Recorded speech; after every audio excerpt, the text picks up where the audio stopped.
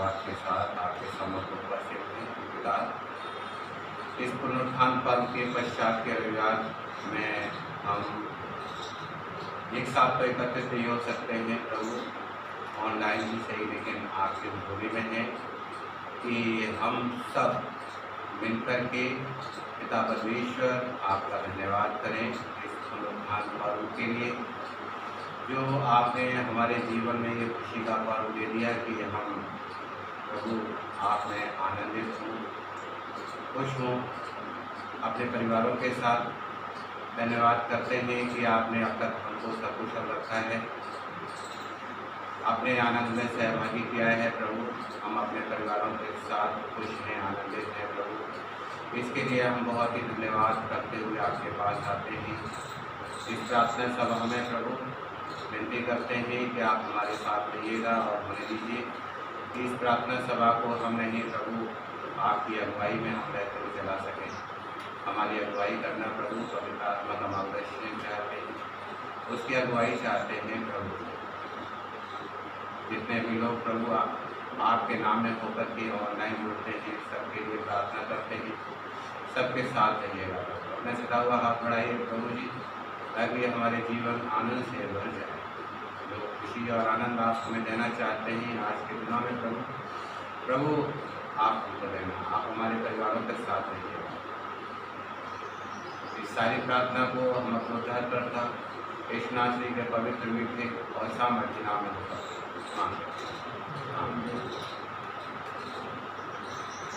पास है पेज 5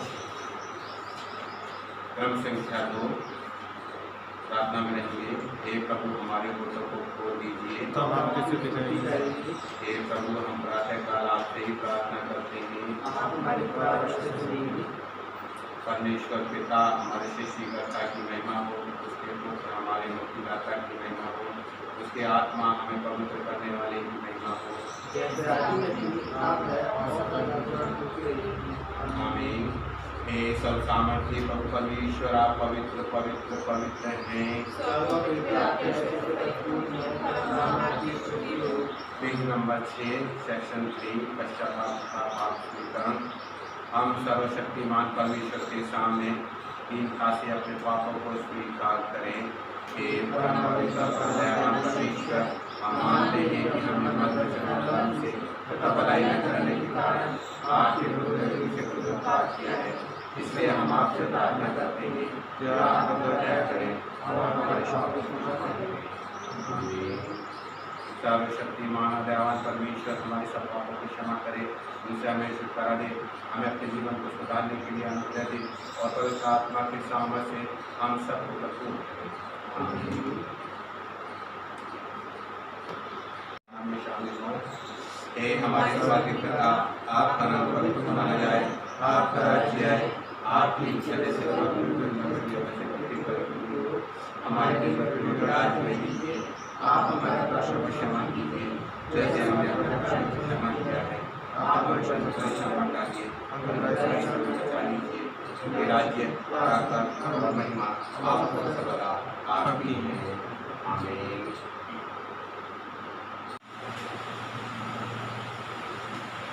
प्रेरितों के काम की पुस्तक, प्रेरितों के काम की पुस्तक उसका दूसरा अध्याय और उसके 41वें पद से लेकर के 47 पद तक, उसके 41 पद से लेकर के 47 पद तक। और वे अपनी अपनी संपत्ति और सामान बेच कर जैसी जिसकी आवश्यकता होती थी बांट दिया करते थे। वे प्रतिदिन एक मन होकर मंदिर में इकट्ठे होते थे और घर घर रोटी तोड़ते हुए आनंद और मन की सिलाई से भोजन किया करते थे और परमेश्वर की स्तुति करते थे और सब लोग उनसे प्रसन्न थे और जो उद्धार पाते थे उनको प्रभु प्रतिदिन उनमें मिला देता। ये परमेश्वर का वचन है। प्रभु अपने वचन को पढ़े जाने और सुने जाने पर मेरे साथ निकाल लीजिए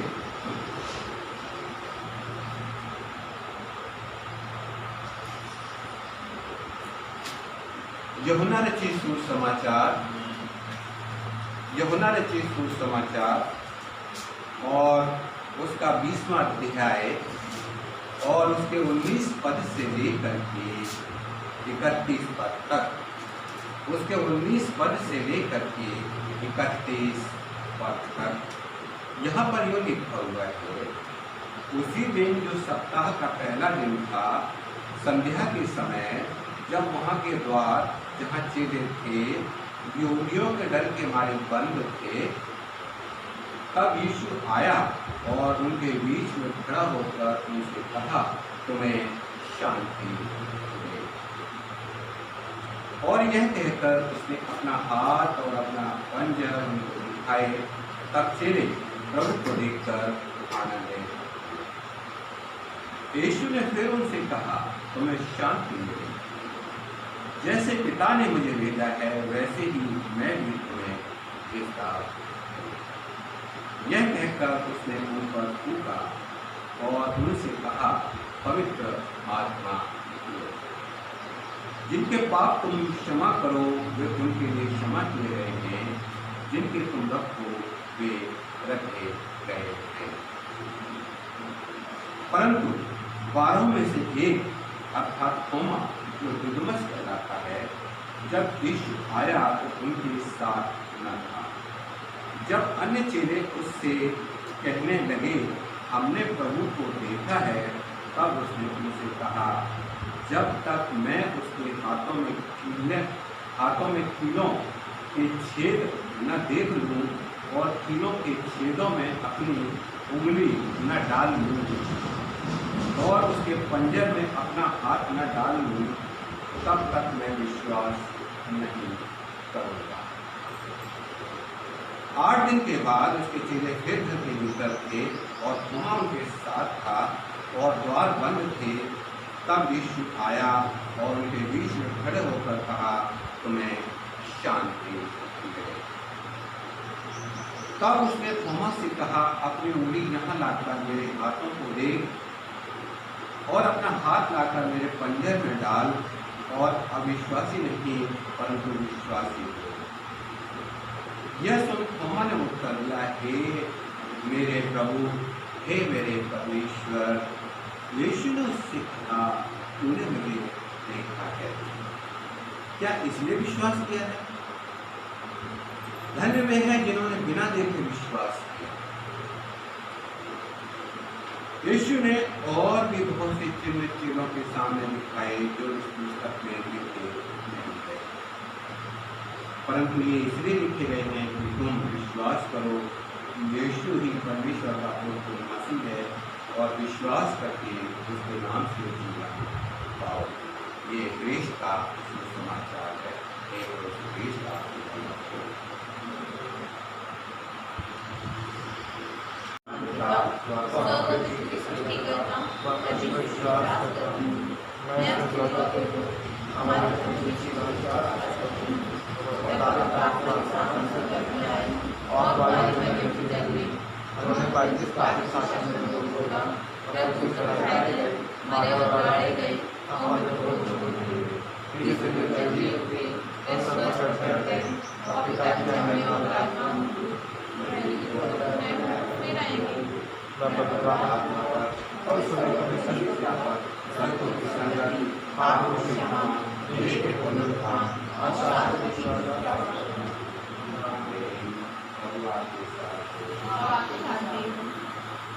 आपके सामने पढ़ा गया है।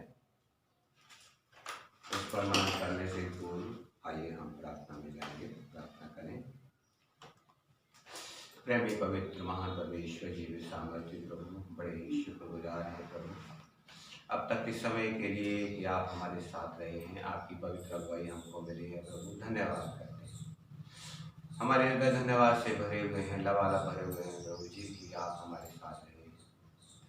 आपकी पवित्र अगुवाई हमको बराबर मिलती है प्रभु, इसके लिए हम बहुत शुक्रगुजार हैं। आपने हमें सुरक्षित रखा है, हर एक परेशानी से, दिक्कत से, मुसीबत से बचा कर रखा है प्रभु, इसके लिए धन्यवाद करते हैं प्रभु। इस समय जबकि हम आपके वचन पर मनन करने जा रहे हैं प्रभु, प्रार्थना है पिता कि आप हमारे साथ रहिएगा।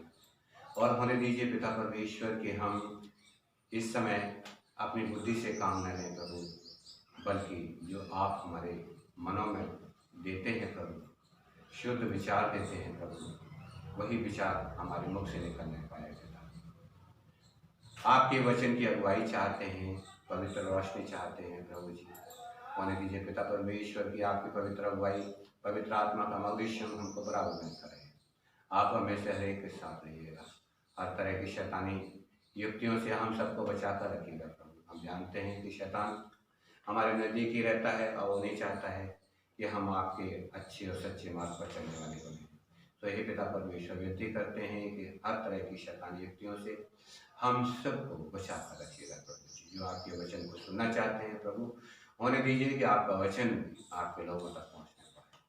इस सारी प्रार्थना को हम उद्धार करता प्रभु यीशु मसीह के पवित्र और मीठे और सामर्थ्य नाम में मांगते हैं। प्रभु का धन्यवाद हो इस समय के लिए कि हम इस समय एकत्रित हैं, कि हम सब मिलकर के प्रभु का धन्यवाद करें। और विशेष तौर से आज की रोटी जो प्रभु हमें देना चाहता है, उस रोटी को हम ले सकें, अपने जीवन में महसूस कर सकें।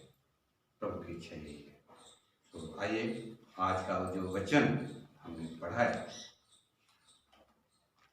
यहाँ पर लिखा हुआ है कि उसी दिन जो सप्ताह का पहला दिन था, संध्या के समय, जब वहाँ के द्वार जहाँ चेले थे यहूदियों के डर के मारे पर थे। ये उसी दिन का जिक्र जो है जिस दिन प्रभु यीशु मसीह को क्रूस पर चढ़ाया गया। और उसके बाद एक घटना घटी जो हमने सुनी कि मरियम मगदलीनी चेलों के साथ, दो चेलों के साथ गई है कब्र पर, और वहाँ पर उसने प्रभु को जीवित अवस्था में देखा है और उसने गवाही दी है आकर के। उसने चेलों को बताया और लोगों को भी बताया जो हमने ईस्टर पर्व पर सुना। आज जबकि हम 8वें दिन यहाँ पर एकत्रित हुए हैं, तो उस जिक्र को हम पढ़ते हैं कि लिखा हुआ है उसी दिन जो सप्ताह का पहला दिन था, यानी सप्ताह के पहले दिन जब शाम हो रही थी,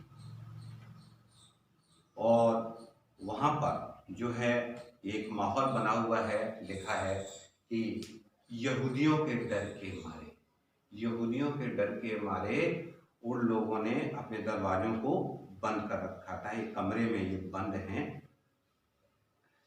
जो यहाँ पर लिखा हुआ है, संध्या के समय जब वहाँ के द्वार जहाँ चेले थे यहूदियों के डर के मारे बंद थे,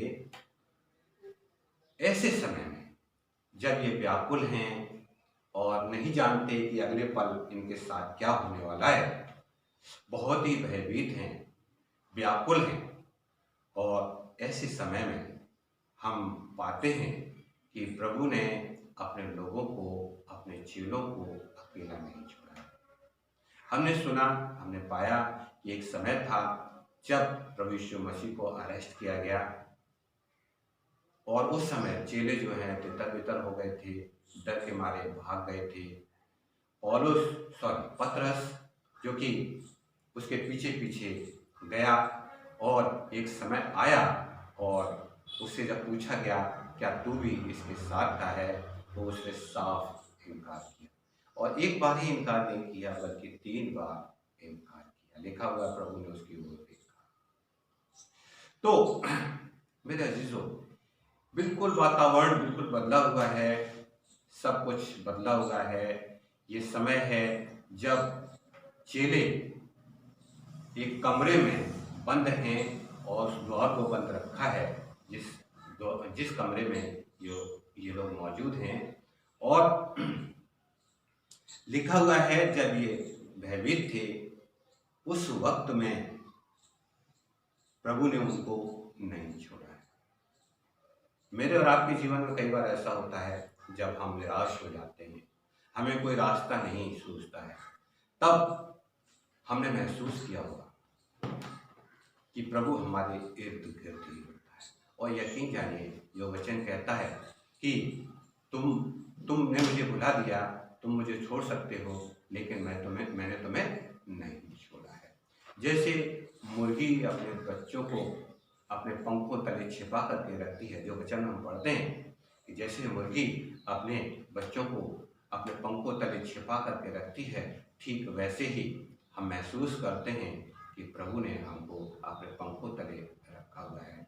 जब हमें मदद की ज़रूरत होती है, जैसे हमने देखा होगा, जब मुर्गी के बच्चों पर चील या बाज या कौवा या कोई हानिकारक वस्तु या जीव उसके बच्चों को नुकसान पहुंचाने की कोशिश करता है, तब मुर्गी जो है अपनी जान की परवाह नहीं करती है और उस पर हमला कर देती है और अपने बच्चों की रक्षा करती है। ठीक वैसे ही परमेश्वर ने हम सबको अकेला नहीं छोड़ा। तो तभी उन्होंने कहा यूहन्ना 14 में कि तुम्हारा मन व्याकुल है। और सचमुच में इस बात को हम यहाँ पाते हैं मेरे दोस्तों कि जब चेले जो हैं डर के मारे भयभीत थे और व्याकुल थे, तब प्रभु यीशु मसीह की उपस्थिति को वो अपने जीवन में थी। और यहाँ पर लिखा हुआ है कि तब यीशु आया, उनके बीच में खड़ा होकर उसे कहा तुम्हें शांति। उनके मन व्याकुल थे, तब प्रभु आकर के उनके जीवन में अपना हाथ रखते हैं और उनसे कहते हैं कि तुम्हें क्या मिले, शांति। और 20 पर यह कहता है मेरे अजीजों कि यह कहकर उसने अपना हाथ और अपना पंजर, जब उसने कहा तो हमें शांति मिले, और उसके बाद जो है उसने अपना हाथ जिसमें की कीलें ठोकी गई थी, तो वो कीलों के छेद जो हैं उसने दिखाए हैं, यहाँ पर लिखा हुआ है, कहकर उसने अपना हाथ और अपना पंजर उनको दिखाए। तब चेले प्रभु को देखकर आनंद हुए। जब उन्होंने देखा मेरा हमारा प्रभु तो वही है, क्योंकि हम उन्हें वो क्रूस की घटना याद आ गई है, जब प्रभु यीशु मसीह को उनके हाथों में कीलें ठोकी गई थी, पैरों में कीलें ठोकी गई थी, उनके जो पसली थी उनमें भाला छेदा गया था। और वो सारे निशानात जब वो देखते हैं अपने गुरु के शरीर में, तो वो चेले उन चीज़ों को देख कर के आनंदित होते हैं, महसूस करते हैं कि प्रभु उनके साथ है, प्रभु ने उनको नहीं छोड़ा है। यीशु ने फिर उनसे कहा तुम्हें शांति मिले, जैसे पिता ने मुझे बुलाया वैसे मैं भी तुम्हें भेजता हूं। जब ये घटना घटी है उसके बाद मेरा जीजो इसका जो है यहाँ पर अंत नहीं हो जाएगा। आगे का पद जो है लिखता है, यहाँ पर लिखा हुआ है, जो आशा का संदेश देता है मुझको और आपको आशा का संदेश मिलता है इसमें। और क्या आशा का संदेश है? उसने उनसे कहा तुम्हें शांति मिले, जैसे पिता ने मुझे भेजा है वैसे ही मैं भी तुम्हें भेजता हूँ। एक आदेश है जो प्रभु यीशु मसीह के द्वारा किसको दिया गया है? अपने चेलों को दिया गया, अपने शिष्यों को दिया गया है। पहली बात तो यह है कि उनको शांति दी है, विश्वास दिलाया गया है मैं जीवित हूँ, और तीसरी बात यह है कि जैसे पिता ने मुझे भेजा है वैसे ही मैं भी तुम्हें। ये आज्ञा है और क्या है? प्रभु की इच्छा है। प्रभु यीशु मसीह को किसने भेजा? पिता ने भेजा। कहाँ भेजा? पृथ्वी पर भेजा। किसने भेजा? कि वो उसके विषय में गवाही दे, सच्ची गवाही दे। प्रभु यीशु से कहा मैं सच्ची गवाही देने के लिए आया हूँ, और उसने गवाही दी। और मेरे अजीजों उसने अपनी ड्यूटी पूरी की है। उसके बाद उसने किसको चुन लिया है? अपने चेलों को। किस वास्ते चुन लिया है? तो यहाँ पर लिखा हुआ है जैसे पिता ने मुझे भेजा है वैसे ही मैं भी तुम्हें भेजता हूं। इसलिए सच्चे परमेश्वर के विषय में लोगों को बताओ, अपने जीवनों के द्वारा लोगों के बीच में गवाही दो। और आगे लिखा हुआ है, यह कहकर उसने उन पर टूटा, उनसे कहा पवित्र आत्मा लो, इनके पाप तुम क्षमा करो जो उनके लिए क्षमा किए। हम जानते हैं मेरे अजीजों जब तक हम अकेले हैं कुछ नहीं कर सकते हैं, जब तक अकेले हैं हम कुछ नहीं कर सकते हैं। प्रभु यीशु मसीह जब क्रूस की राह पर जा रहे थे तब क्या हुआ था, चेले अपने आप को अकेला महसूस कर रहे थे और इसीलिए डर के मारे। लेकिन अब क्या है, प्रभु यीशु मसीह ने उन्हें क्या दे दिया, जैसा उसने प्रॉमिस किया था। इसलिए यीशु मसीह ने जो प्रॉमिस किया था, मैं तुम्हें अकेला नहीं छोड़ूंगा, मैं तुम्हें एक सहायक दूंगा। और इस बात को पूरा होते हुए मेरे लिए हम यहाँ पर देखते हैं कि प्रभु यीशु मसीह ने उनसे कहा, पवित्र आत्मा लो। यहाँ पर एक सहायक किसको मिल गया है, चेलों को मिल गया है। और उसके बाद एक अधिकार भी मिला है, पवित्र आत्मा दिया गया है और उसके बाद एक अधिकार भी दिया गया है जो हमारे लिए प्रेरणा का स्रोत है। ये एक अधिकार हमारे पास है और वो क्या अधिकार है, वो अधिकार प्रभु का दिया हुआ है। मुझको और आपको, जो प्रभु के लोग हैं, जो उसके कार्य में संलग्न हैं, हम निराश न हो, क्योंकि प्रभु हमारे साथ। उसने एक अधिकार दिया है जो पद 23 में लिखा हुआ है, जिनके पाप को तुम क्षमा करो वे उनके लिए क्षमा। कितना बड़ा अधिकार प्रभु ने मुझको और आपको दे दिया है, अपने तमाम चेलों को दे दिया है जो उस पर विश्वास करते हैं और उसके कार्य को करने में संलग्न है। हम दुख उठाते हैं, परेशानियां करते हैं, क्लेशों में होकर के गुजरते हैं। हमारे कितने भाई हैं जो दुख उठाते हैं और यहाँ तक दुख उठाया उन्होंने कि अपने प्राणों को भी गवा दिया। उनके लिए एक जो है बहुत क्या कहना चाहिए, एक आदर्श और एक प्रेरणा का स्रोत है कि जिनके पाप तुम क्षमा करो। हमारे पास एक अधिकार है, बहुत बड़ा अधिकार है कि जिनके पाप तुम क्षमा करो। ये अधिकार किसने दिया है, प्रभु यीशु मसीह ने दिया है। और इस अधिकार के द्वारा ही हम कार्य करने के लिए कहीं पर भी जाते हैं।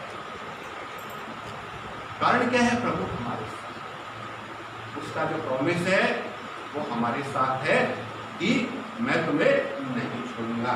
और एक अधिकार हमको मिल गया है कि जिनके पाप तुम क्षमा करो वे उनके लिए क्षमा किए गए हैं, और जिनके तुम रखो वे रख दिए गए हैं। अब आगे हम पढ़ते हैं कि जब ये घटना घटी है उस समय उसके 8वें दिन पश्चात, उसके 8वें दिन पश्चात जो है ये घटना घटती है, क्योंकि जब ये घटना घटी है उस वक्त एक चेला जिसे थोमा, जिसका नाम थोमा है, दिदुमुस कहलाता है, जब यीशु आया तो उनके साथ न था। जब अन्य चेले उससे कहने लगे हमने प्रभु को देखा है, तब उसने उनसे कहा जब तक मैं उसके हाथों में कीलों के छेद न देख लूँ और कीलों के छेदों में अपनी उंगली न डाल लूँ और उसके पंजे में अपना हाथ न डाल लूँ, तब तक मैं विश्वास नहीं। जब ये घटना घटी है उस वक्त थोमा नहीं था, और जब थोमा आया है तो अन्य चेलों ने बताया, उन्होंने गवाही दी कि तुम तो थे नहीं, लेकिन प्रभु से हमारी बातचीत हुई है, हमने उसके हाथों के जो कीले हैं, जो क्रूस पर जो कीलें ठोकी गई थी उसके छेदों को हमने देखा है, हमने पैरों में जो कीलें ठोकी गई थी उनको देखा है, जो उसकी पंजर में भाला मारा गया था उसको हमने देखा है। थोमा कहने लगा तुमने विश्वास कर लिया, लेकिन मैं विश्वास नहीं करूँगा। क्यों? क्योंकि मैं तो देखता, उसके हाथों में जो कीलें ठोकी गई थी उनमें उंगली डाल करके देखता। ये कौन कह रहा है?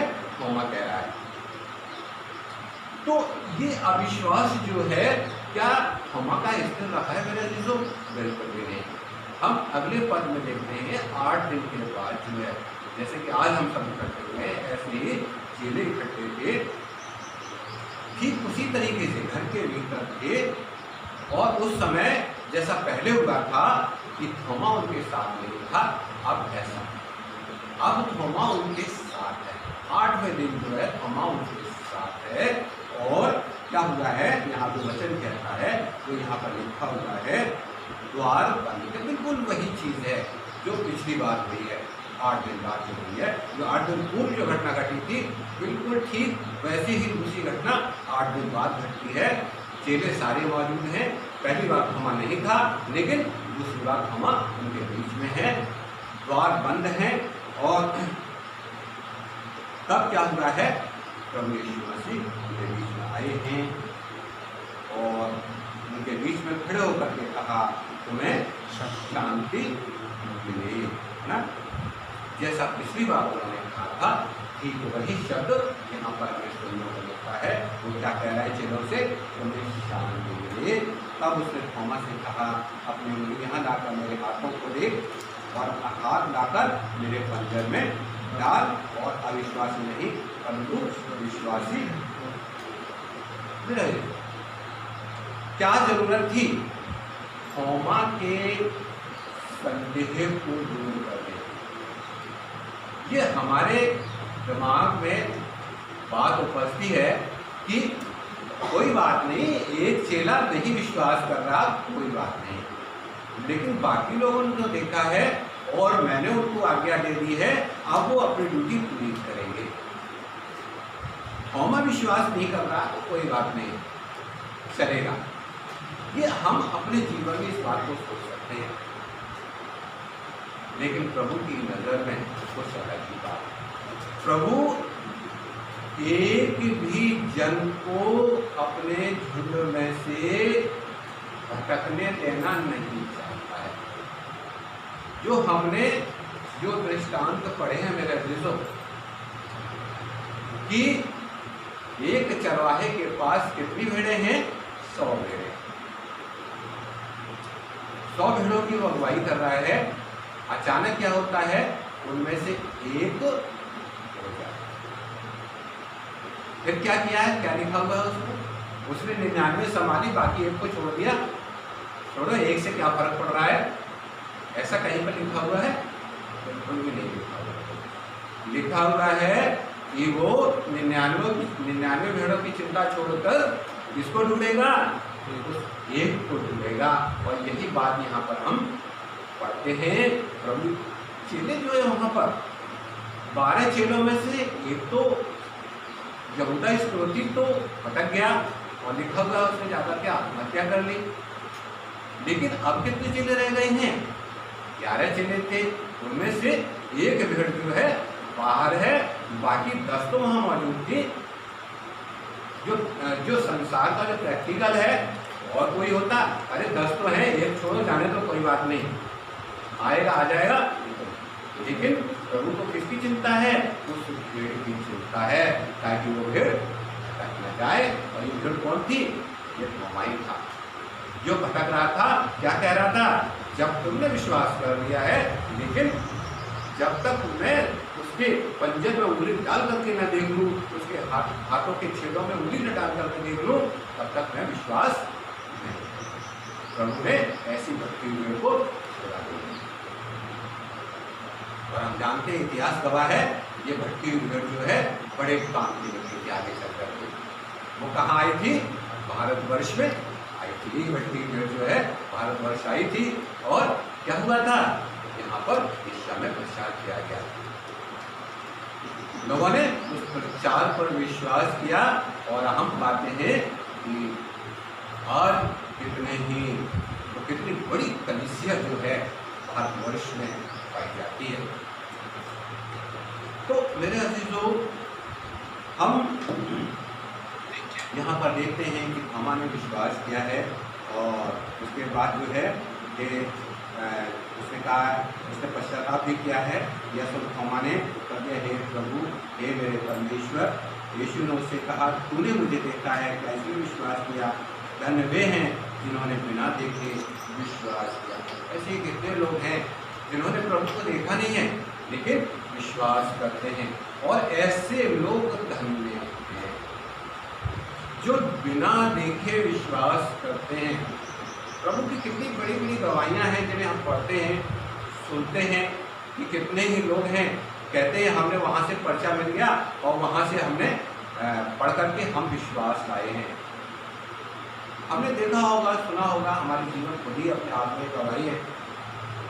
कितनी गवाहियाँ हैं जो हमने सुनी हैं और खुद हमारे अपने जीवन की गवाही है, इसको हम देते हैं कि हमारा जीवन जो है इस तरह से प्रभु में आ गया है।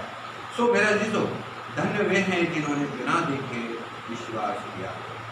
और आगे लिखा हुआ मेरा अजीजों, यही चिन्ह नहीं था, बल्कि यीशु ने और भी बहुत से चिन्ह चीज़ों के सामने दिखाए जो इस पुस्तक में लिखे नहीं गए, परंतु ये इसलिए लिखे गए हैं कि तुम क्या करो, विश्वास करो कि यीशु ही परमेश्वर का पुत्र है ना। इसलिए लिखे गए हैं कि क्या करो, हम सब विश्वास करें कि यीशु ही परमेश्वर का पुत्र मसीह है और विश्वास करके उसके नाम से क्या करें। तो ये मेरे लिए और आपके लिए एक उदाहरण है और अनुकरणीय बातें हैं कि हम जो है प्रभु के नाम पर विश्वास करें और उसके विश्वास में रहते हुए हम प्रतिदिन बढ़ते चले जाएं। ये आज ही नहीं हो रहा है, बल्कि हम पहले भी इतिहास में हम पढ़ते हैं, जो प्रेरितों के काम की पुस्तक में जो चेले डरे हुए थे, सहमे हुए थे, घबराए हुए थे और उनके जीवन में बिल्कुल बदलाव आ गया है। इस वजह से क्योंकि प्रभु की शांति उनके जीवन में राज्य कर रही थी, पवित्र आत्मा की अगुवाई उनके जीवन में थी और वो जैसा लिखा हुआ है कि मैं तुम्हें भेजता हूँ, है ना, और उस आज्ञा को उन्होंने पूरा किया है जो यहाँ पर लिखा हुआ है, जैसे पिता ने मुझे भेजा है वैसे ही मैंने तुम्हें भेजता हूँ। और वो भेजे गए हैं और भेजे जाने के कारण क्या हुआ है, कलीसिया में बढ़ोतरी हुई है। जो यहाँ पर लिखा हुआ है, कहाँ वो सिर्फ 10 थे, उसके बाद 11 हो गए, घमा भी मिला उनमें, और उसके बाद जो है 11 से जो आंकड़ा बढ़ा है वो आकर के हम पढ़ते हैं प्रेरितों के काम की पुस्तक और उसका दूसरा अध्याय जो आपके सामने पढ़ा गया। और यहाँ पर लिखा हुआ, अतः जिन्होंने उसका वचन ग्रहण किया उन्होंने बपतिस्मा लिया। और उसी दिन लिखा हुआ मेरा चीजों, कितने लोग, 3,000 मनुष्यों के लगभग उनमें मिल गए। ये है मल्टीप्लिकेशन, है ना। लगभग 3,000 लोग जो हैं उस कलीसिया में शामिल हो गए हैं, प्रभु यीशु मसीह के पीछे चलने वाले बन गए हैं, उन्होंने बपतिस्मा लिया है। और वो क्या कर रहे हैं अब, वे प्रेरितों से शिक्षा पाने, जो हमारे जीवन का मूल उद्देश्य है, प्रेरितों से शिक्षा पाने और संगति रखने, रोटी तोड़ने और प्रार्थना करने में लौलीन रहे। विश्वास की संगति जो है निरंतर बढ़ती रही है मेरे जीजों। और आगे लिखा हुआ है, पहले चेले भयभीत थे, लेकिन अब भयभीत होने की बारी किसकी है, अन्य लोगों की है। और लिखा हुआ 43 पर कहता है, और सब लोगों पर भय छा गया और बहुत से अद्भुत काम और चिन्ह प्रेरितों के द्वारा प्रकट होते थे। वो चेले जो दुनिया से डरे हुए थे, कमरे में छिपे हुए थे, थर थर कांप रहे थे, अब हमारे साथ क्या होगा। लेकिन जब प्रभु की शांति उनके जीवन में आ जाती है, पवित्र आत्मा उनको मिल जाता है, तब ये क्या कर रहे हैं, ये बहुत से अद्भुत काम कर रहे हैं। लिखा हुआ है, बहुत से अद्भुत काम और चिन्ह प्रेरितों के द्वारा प्रकट होते थे, जिन्हें लोग देख रहे थे, और सब विश्वास करने वाले इकट्ठे रहते थे, है ना। इतनी बड़ी भीड़ थी, लगभग 3,000 के लगभग लिखा हुआ है। ये सब क्या है, इकट्ठे रहते थे और उनकी सब वस्तुएं साझे में थी। उनकी चीजें कैसी थी, साझे में थी, साझे थी। वे अपनी अपनी संपत्ति और सामान बेच कर जैसी जिसकी आवश्यकता होती थी बांट दी जा सकती थी। ये है मेरा जो सच्चा विश्वास, प्रभु की संगति, प्रभु के लोग, प्रभु के लिए कार्य करना, है ना। प्रभु ने कहा, मैं भूखा था, तुमने मुझे खाना नहीं दिया, मैं प्यासा था, तुमने मुझे पानी नहीं पिलाया। तब हम पूछेंगे, हे प्रभु, हमने तुझे कब भूखा और कब प्यासा देखा, कब जवाब आएगा, जो तुमने छोटों में से छोटों के साथ किया वो मेरे साथ किया। मेरे अजीजों, हम जानते हैं इस समय महामारी दुनिया में फैल रही है और हमारा भारत भी इससे प्रभावित है।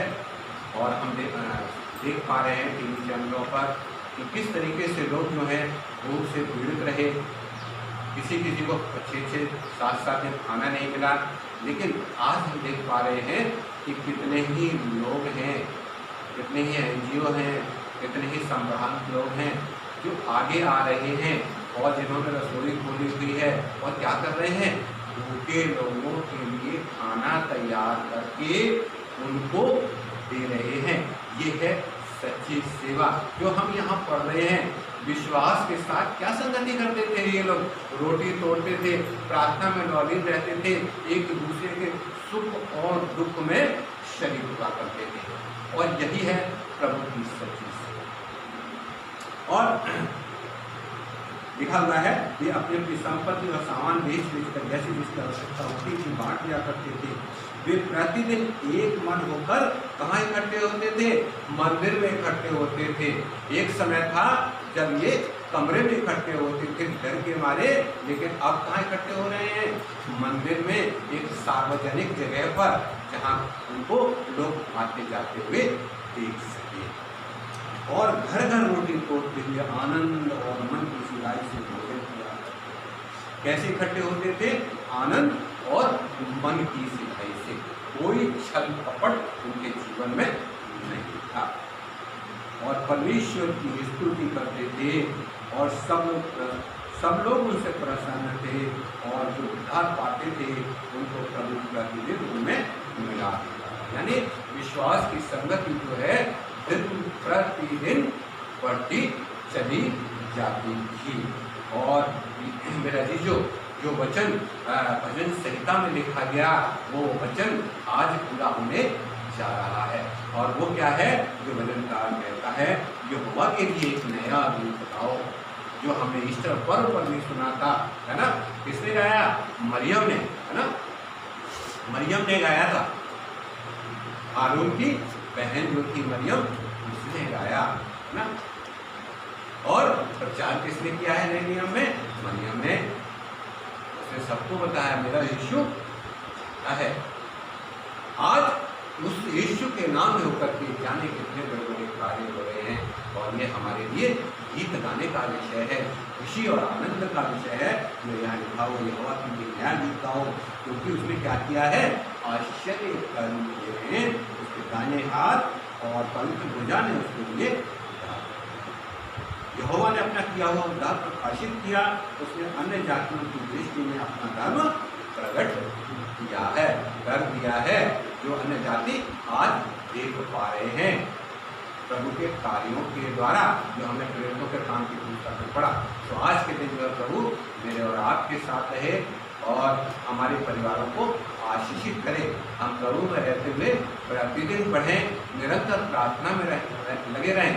जो हमने वचन में इस समय पढ़ा कि जो चेले थे वो क्या किया करते थे, प्रभु के नाम में एकत्रित हुआ करते थे और क्या करते थे, वो एक संगति हुआ करती थी, वो शिक्षा पाने, संगति रखने, रोटी तोड़ने और क्या करते थे, प्रार्थना में लौलीन रहा करते। और इसके साथ ही जिसकी जो आवश्यकता होती थी उसको पूरा करने के लिए वो अपने आप को आगे लाते थे। कभी उन्होंने अपने आप को पीछे नहीं किया और यही वजह है कि कलीसियाएं जो है दिन प्रतिदिन बढ़ती चली गई। तो आज के दिन जो है प्रभु हम सब लोगों को आशीषित करें, हमारे परिवारों के साथ।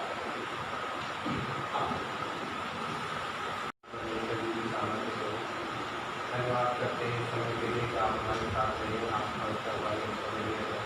हमने एक मन होकर के आपकी स्तुति की है, परमेश्वर हमें कैसे आपका धन्यवाद करते हैं। इसलिए करके आपके पास आते हैं, आप चिंता करें, देने वालों को आप बताएगा। हमें दीजिए कि हम सब आप हमारे घर पर परिस्थिति को आना सकता है। यही साथ पिता आपके सामने समर्पित और आपके जन द्वारा हमारे घर आप अपने परिवार द्वारा और हम पर बनाइए कि आज आपको प्रेम की रात और हमारे प्रभु के इस अंदर पवित्र पवित्र आत्मा की सेवा का हम सबके साथ तमाम मसीह विश्वासियों के साथ आपके लेकर